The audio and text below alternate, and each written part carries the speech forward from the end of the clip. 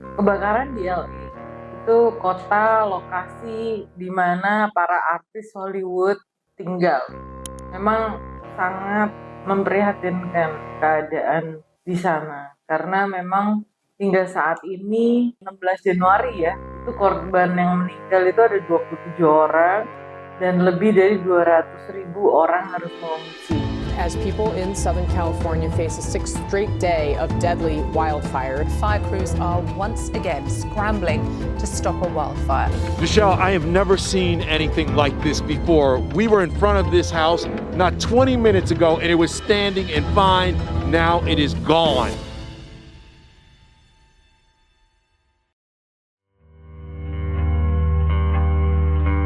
Everything that we know and love is gone. Not just this house, my whole city gone, man. The whole thing, like everything, my whole neighborhood, everything that I grew up to love and know is burnt up.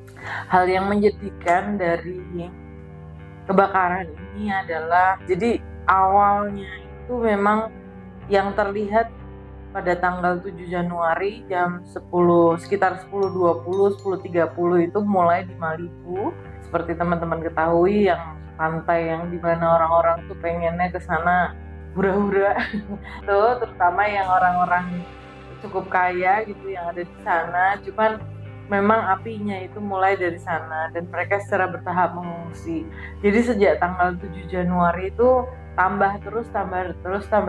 Jadi kita seringkali kalau menghadapi bencana itu sekali terus, jadi jangka waktunya itu tidak sepanjang itu gitu ya. Jumlah luasan yang terkena kebakaran pun juga dia bertambah. Kebakaran itu tuh sudah mulai terlihat pada tahun baru gitu, dan itu disinyalir mulainya 6 hari sebelum tahun baru ini. Jadi memang sudah ada tanda-tanda gitu. Memang ini foto dianalisis oleh tim CNN berdasarkan foto satelit European Satellite Agency. Kebakaran di Palisade yang berada di barat LA ini menyebar hingga 9.600 hektar. Jadi kalau dibayangkan itu seperti 3 kalinya kota Jogja, itu cukup besar gitu ya. Jadi sejak tanggal 7 Januari itu. Lalu dia, kalau di Eaton Fire atau kebakaran di daerah di kawasan Eaton, itu yang lokasinya di utara LA, itu dia menyebar sampai 5.700 hektar. Itu kira-kira ya 2 kalinya kota Jogja kalau teman-teman ke Jogja gitu, jadi bisa membayangkan. Dan menghancurkan kurang lebih sekitar 12.000 bangunan di sana. Jadi memang cukup banyak, bertahap dan merajalela gitu ya. Jadi kalau dengar ceritanya itu ya cukup sedih gitu. Dan lebih dari 1.000 petugas kebakarannya beroperasi di sana gitu. Terakhir 1.100, 1.500. Jadi ini berita berkembang terus. Sekarang pertanyaannya, kenapa kok kita bahas ini gitu? Kenapa kok penting gitu?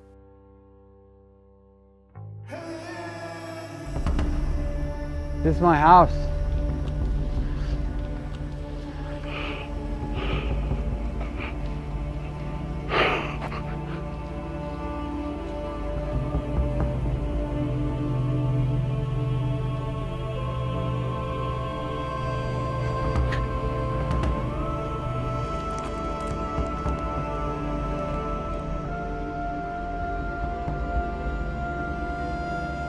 Kalau buat kita orang Indonesia itu sangat penting gitu, karena Indonesia cukup rawan terhadap bencana. Dan pembelajaran kita terhadap kebencanaannya ini sendiri gitu ya.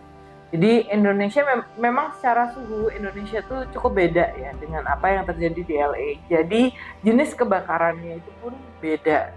Kalau di Indonesia ada karhutla, mungkin kalau di sana itu ada perubahan cuaca ekstrimnya mereka.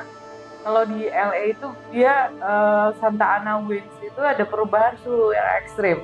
Dampaknya terhadap Indonesia ya, yang pertama, walaupun jenis kebakarannya itu berbeda, tetap cara mitigasinya itu yang paling dipertanyakan. Bagaimana kesiapan masyarakat kita terhadap kerawanan terhadap bencana kebakaran. Sudah siapkah kalau Indonesia itu semaju LA gitu? Istilahnya gini, kalau secara finansial cukup, apakah kita tetap rawan seperti itu? Pertanyaannya. Karena selama ini kerawanan terhadap bencana itu alasannya karena uang, karena keterbatasan dana gitu. Saya rasa itu juga kurang tepat ya, karena ternyata yang di LA pun juga itu terjadi gitu.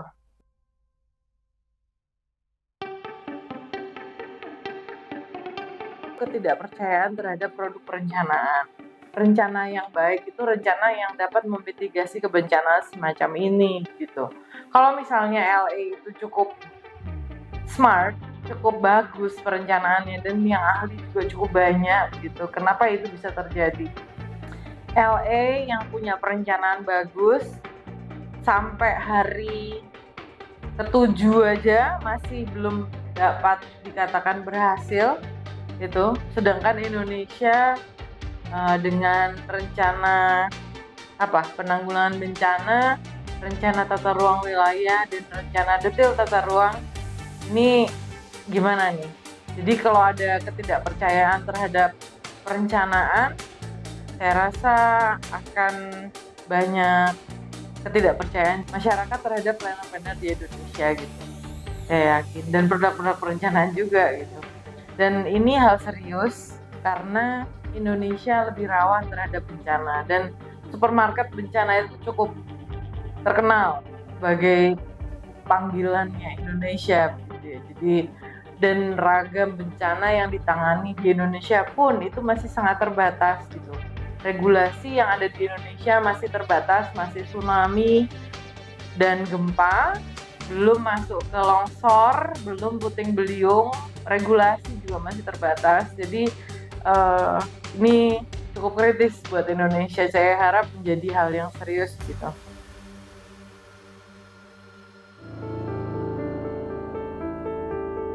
Lingkup perencanaan di Indonesia itu masih terbatas cara mengenalinya gitu. Mereka atau banyak para pihak yang baik itu di pemerintahan maupun banyak pihak-pihak di Indonesia yang melihat yang namanya perencanaan itu masih terbatas pada birokrasi, masih terbatas sama dokumen, masih terbatas pada tata kelola, masih terbatas pada politik, belum melihat seberapa penting pendekatan yang holistik, jadi yang menyeluruh gitu, yang melihat dari berbagai macam ilmu untuk masuk ke sini gitu, dalam satu produk perencanaan. Jadi ada cerita sih, salah seorang ilmuwan yang memang dia ahli dalam kebencanaan itu mendatangi seorang pimpinan. Ini sebetulnya masalahnya agak klasik di Indonesia karena banyak kejadian serupa gitu ya. Jadi pemimpinnya ini mendapatkan informasi dari ilmuwan, dia bilang kalau berdasarkan data disinyalir akan terjadi bencana besar di daerah Bapak gitu ya. Jadi atau di daerah sini Ibu gitu ya. Jadi pada pemimpin. Lalu ternyata pemimpin ini bilang komentar yang disampaikan adalah jangan takut-takuti orang-orang saya gitu. Jadi saya juga agak khawatir kenapa kok ada komen semacam ini gitu ya. Jadi saya harap itu tidak terjadi di daerah Bapak Ibu sekalian gitu ya. Jadi pemimpin yang seperti ini mungkin coba kita pikirkan mengapa si pemimpin ini mengatakan hal semacam itu gitu. Apakah karena takut karena apa? Apakah karena tidak terpilih lagi, atau takut karena belum siap, atau takut karena SDM-nya terbatas, atau takut karena tidak punya uang untuk mengatasi, atau takut karena tidak dipercaya sama banyak orang, atau takut percaya, atau tidak percaya sebetulnya tapi tidak mau mengakui atas ketidakpercayaannya itu. Jadi kalau menurut saya yang namanya kebencanaan itu sesuatu yang harus diungkapkan secara jujur gitu. Apakah betul atau tidak gitu, karena makin lama korbannya makin banyak gitu ketika itu tidak terjadi. Mungkin juga udah kultur orang kita kalau misalnya dikasih info yang buruk itu langsung tidak percaya gitu. Banyak sekali ya orang kita seperti itu. Jadi saya rasa ini hal penting ya, karena yang namanya pemimpin itu kan pengambil keputusan ya, jadi tidak bisa sembrono gitu. Yang jadi pertanyaan, tahu nggak sih sebenarnya pemimpin ini resikonya gitu, karena tidak semua orang itu paham, mengetahui betul seberapa parah resiko kalau terjadi bencana ini. Jadi untuk mengukur resiko pun juga sepertinya kita tidak masih belum terlatih untuk membaca resiko-resiko itu.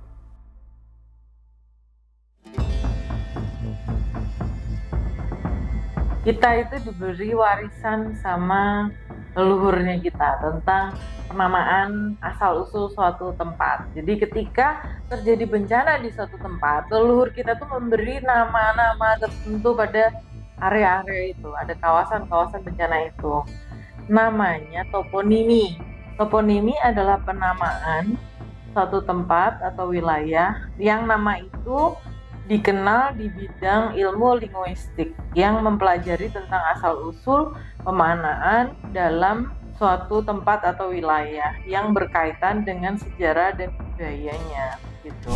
Jadi kalau penamaan ini akan dihilangkan, itu keeratan masyarakatnya dengan sejarah dan budaya tertentu itu akan hilang juga gitu. Nah, jadi ada beberapa lokasi-lokasi di Indonesia yang nama-nama asal ini itu dihilangkan gitu ya. Seperti salah satu lokasi yang ada teman-teman semua kan tahu bencana yang ada di Sulawesi Tengah gitu ya. Jadi di Sulawesi Tengah itu ada satu lokasi yang namanya Kaumbona. Kaumbona ini satu kawasan yang artinya tanah jatuh. Tanah jatuh itu berarti nenek moyang mereka itu sudah tahu akan kerawanan terhadap bencana ini. Tapi setelah seiring dengan jalannya waktu, pada tahun 78, lokasi-lokasi ini tuh mekar ya, jadi kelurahan-kelurahan. Cuman terus namanya berubah, jadi esensi atau keeratan budayanya itu hilang gitu ya.